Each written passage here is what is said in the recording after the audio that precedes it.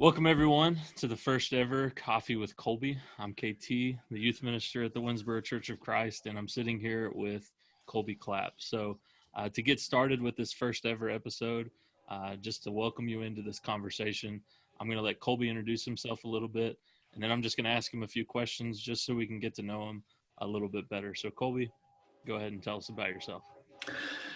Yeah, I'm Colby Clapp. Colby like the cheese, clap like clap your hands is usually what I have to tell people to clarify, especially on the phone. I get lots of questions. I'm 41 years old, and yeah, I'm excited to be the new preacher for the Winnsboro Church of Christ. And even though I'm getting started in rather unique circumstances, I'm looking forward to it. And right now, I'm still up in McAllister, Oklahoma, but hopefully pretty soon myself and Lisa and the kids will all be down there in Texas. So. Yeah, man. I know it's probably strange times for you, and it's certainly strange times for all of us, but I definitely think that this will be an awesome way for us to just get to know you. So if you could just start off by telling us a little bit about, where you were born, maybe where you grew up a little bit, and then maybe on through college and everything. Yeah, I was born in Hope, Arkansas. Same town as old Billy Clinton. Hey, there you go. The billboard outside still says birthplace of Bill Clinton. I haven't changed it to Colby Clapp yet, but maybe they will someday. Hey, maybe one day.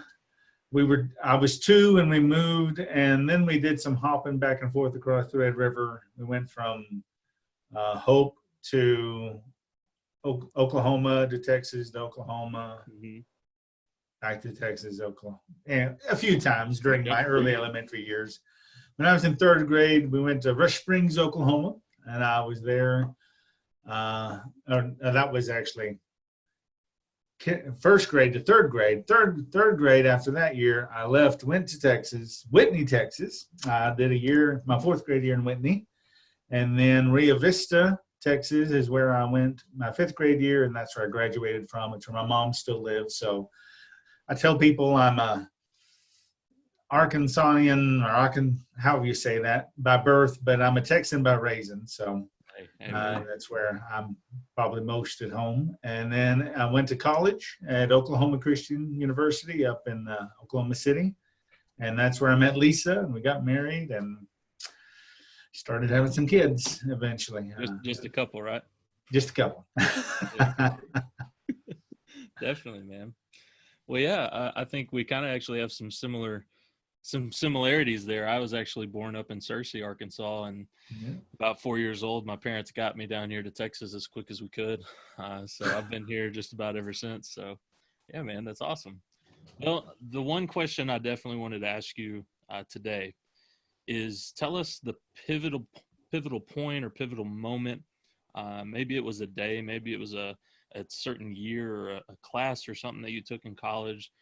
When was the pivotal moment for you when you decided to become a full-time minister?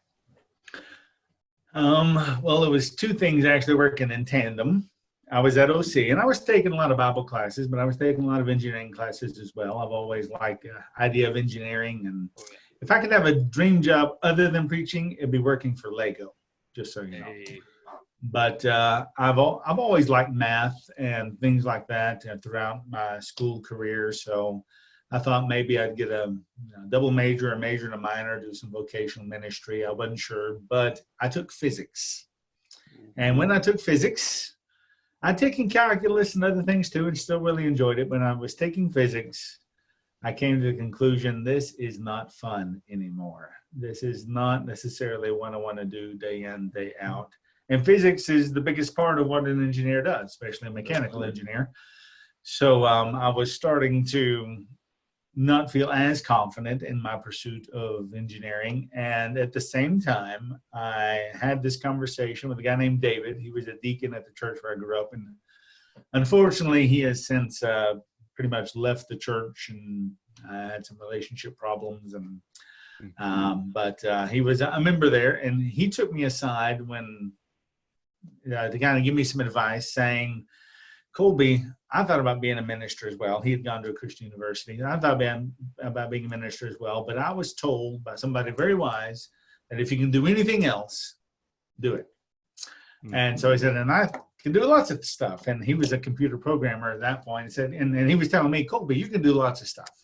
And I've been fairly blessed, to be okay academically and my, pursuits that way. And I do think that I could have tried a few things out and had a few different options as far as careers. But he turned and walked away from that conversation, and I turned and walked away from that conversation. And as I walked away, I was smiling because it did hit me. I can't do anything else. It's like I can do it cognitively, but my spirit wants me to serve God's kingdom, to serve his church full time. And so the next semester I declared my major. I'd been undeclared because I'd been going back and forth between engineering and Bible, but after that conversation and physics had its role. I'm like, this is what I want to do. And that's been about 20 years ago now. So here I am 20 years later. That's so cool. It's often the low moments, those moments where life's hitting hardest that you kind of find the true or the clear path, I guess you could say. So you kind of talked about it a little bit there, but what would you say about ministry brings you the most joy? The thing I enjoy the most, that I crave, that I really just look for and hopefully see and don't miss, because I think sometimes we can miss it if we're not looking, is just the spirit at work. I like preaching. I like teaching. The things I think I'm okay at. Otherwise, I maybe wouldn't keep trying to do them, but I can get better. I'm fully aware of that. And I enjoy those things. I enjoy, the Sunday morning worship and usual things. But what I really like is whenever, let's say, something's happening at the church, maybe a special program or day or event is going on and Christians are around, and I can just kind of step back and see what's going on and not necessarily be about me, because I'm a little bit of an introvert. Actually, don't like it to be about me too much, but interesting thing for a preacher. But I like when I can just step back and watch the people and the church doing what the church is meant to do and go, wow, the Holy Spirit's at work, and see the Holy Spirit doing something beyond me, beyond what we were expecting, but rather, wow, look at that. And those are the moments I crave. Those are the moments that keep me going, because sometimes ministry gets a little bit tough. Sometimes there's some challenges every now and then.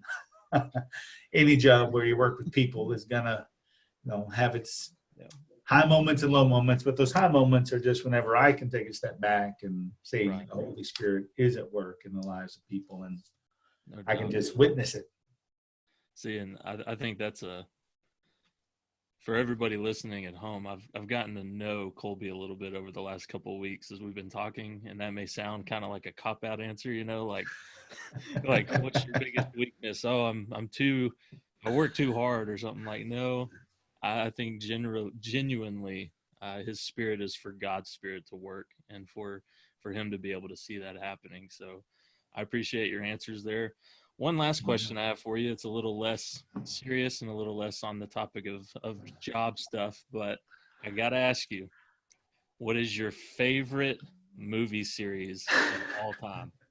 And is our friendship going to depend on my answer to this question? No, because I didn't say favorite book turned into movie adaptation series. Okay, that would be the clincher. My favorite movie series. This is tough because I'm a big Star Wars guy. I normally have a poster of Han Solo frozen in carbonite right here, but it's down, ready to be moved down to Texas. And I like Star Trek. I'm a bit of a Trekkie too. I love, the MCU, the Marvel Universe, and there's some classics, like Back to the Future. But if I had to pick one, it's Toy Story. Ooh. I am a Toy Story fan. I remember I was either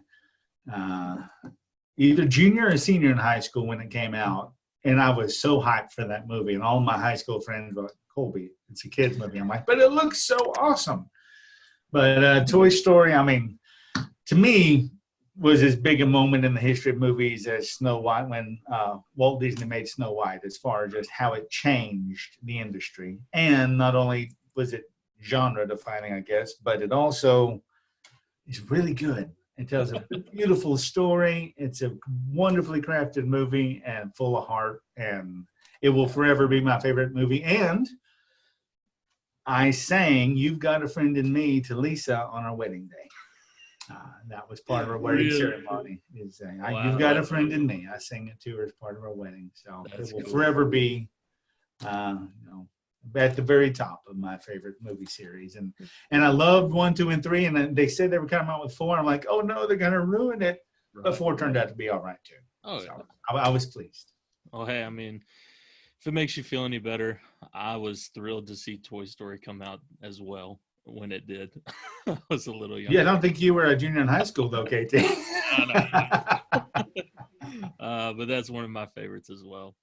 All right, well, I think we're about out of time. Is there any question or anything else that you would like to say today before you preach to us on Sunday?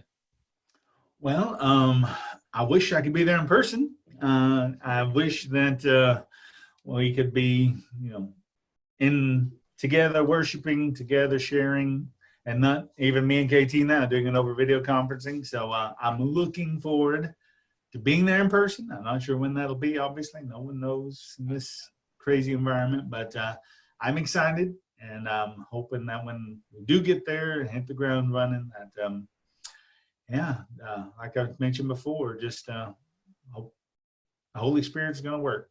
That's my goal and my dream and my what I don't try to make happen, because it's the Holy Spirit, not me, but I sure hope we see it together as a church and just watch the Holy Spirit working in his people. Yeah, man. Well, Colby, I really appreciate you talking with me. Appreciate you, KT. To wrap it up, I guess I would tell everybody, be sure to check in on Facebook and YouTube. You can find the links at our website at winnsboro.church for this Sunday's worship. We're going to have a message from Colby, and our elders are going to be also providing us with a communion thought and a shepherd thought to end the service there. So we're praying for you. We're praying that each of you have an awesome Lord's Day this coming Sunday. As Colby said, we look forward to seeing you again. One more thing I would add, though. I got plenty of more questions for Colby here, but we'd love to hear from you. So if you have any questions for Colby you want me to ask him, please leave that in the comments, and we'll get to them next Saturday. So thank you again, Colby. Thank you.